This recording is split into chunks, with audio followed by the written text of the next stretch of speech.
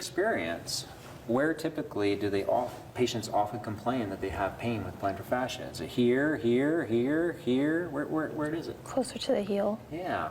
It's typically right where that tendon or the aponeurosis attaches at the medial calcaneal tubercle, okay? Sort of the insertion point. So remember we talked about sort of stressing the arch?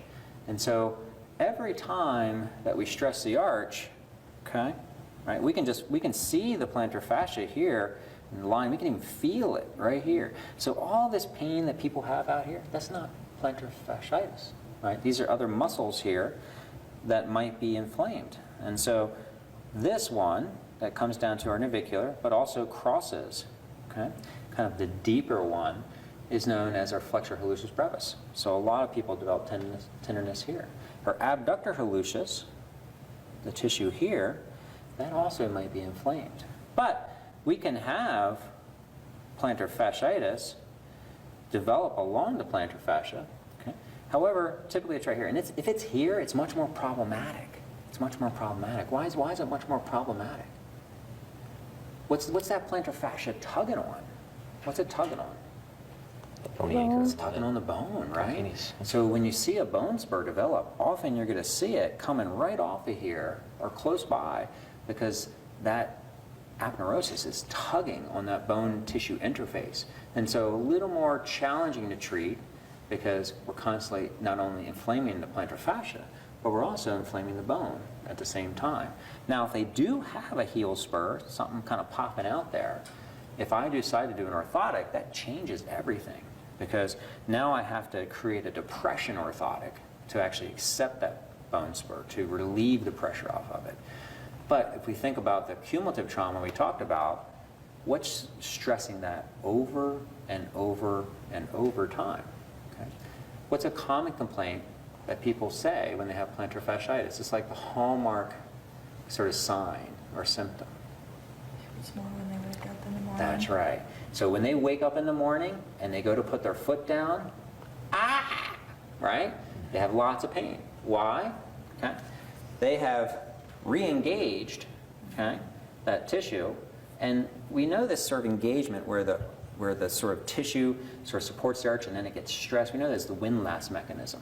So when they put their foot down, okay, they stress that plantar fascia, it pulls on the tendon bone interface and starts the whole inflammatory process over again. And so they're constantly inflaming that tissue. Now, this is not the only one that's going to be inflamed. So if we think about Chris and his biomechanical presentation, he's a late stance pronator. He kind of walks with his feet like this, all right? What other tissues do you think are going to be stressed? What other tissues do you think might be stressed if he's sort of leaning in and sort of really stressing? Certainly the posterior tib. Yeah, posterior tib, yeah. So, you know, our posterior tib, okay, we catch the fibers down here, okay? We know that it transverses over here, but also we might find this whole medial line, the medial calf, the flexor digitorum longus irritated, the flexor hallucis brevis being irritated as well, and going right up into his hip. And so when we treat plantar fasciitis, we often see that these sort of tender points or these little knots and trigger points, what we call osteopathic lesions, they start to develop. They're starting to develop because the tissue is being chronically stressed in an abnormal position, and particularly over time. And so you'll often see patterns develop in the lesions due to a biomechanical compensatory overload. The body is trying to adapt to an abnormal load being placed upon it. And so a key thing to be looking for is these sort of tissue tender points that start lining up, and it gives you an indication, coupled with the shoe wear, coupled with the biomechanical analysis or presentation, of why this patient, one, got the condition that they had, but also what is keeping it inflamed. Okay? Now, you had mentioned 20 years ago you had plantar fasciitis, and every now and then it flares up. Right. So maybe there's a biomechanical issue there, or maybe it was just never treated. Because these little lesions will sometimes never go away. So as we talked about before with the binding, okay, sometimes that neurologic binding never lets go. They may not feel the pain, but the tissue binding is still there.